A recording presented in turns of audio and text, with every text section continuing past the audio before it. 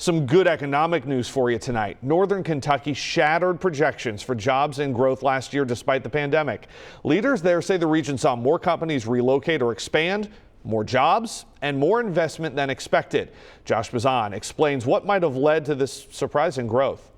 And in this lab, we have multi-million dollars of equipment and network infrastructure. STEP CG's Vice President of Engineering, Todd Kelly, shows off some of the equipment in the company's Innovation Center. You don't have any problems with communicating, whether it's video, voice. The IT services provider is growing fast and, despite the coronavirus pandemic, brought on about 50 new employees last year. It also opened its new headquarters in the towers of River Center in Covington. We looked at properties out of state, up and down the river, across the river, and we decided on Covington, Kentucky for our home. It really presented the best value for us to make it our home that we're going to expand in. CEO Ed Walton says his company made its decision after talking with community leaders, including Northern Kentucky Triad, the primary economic development corporation for Boone, Kenton, and Campbell counties.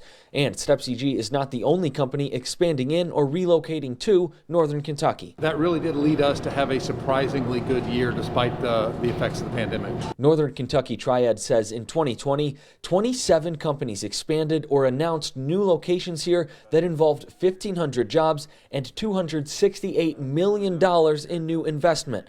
All of that growth is much more than the corporation expected to see. So how did Northern Kentucky beat the odds? It's a great location. The cost of doing business is very reasonable here. We had a good talent story for the companies that were able to grow and expand here. COVID-19 is impacting different industries in different ways. Northern Kentucky Triad says the region was able to stand out as a destination for companies lucky enough to be doing well. Fortunately, we're blessed and we actually serve a lot of the market's essential services, government, education, medical, that need technology to really deal with the pandemic. In Covington, Josh Bazan, WCPO 9 News.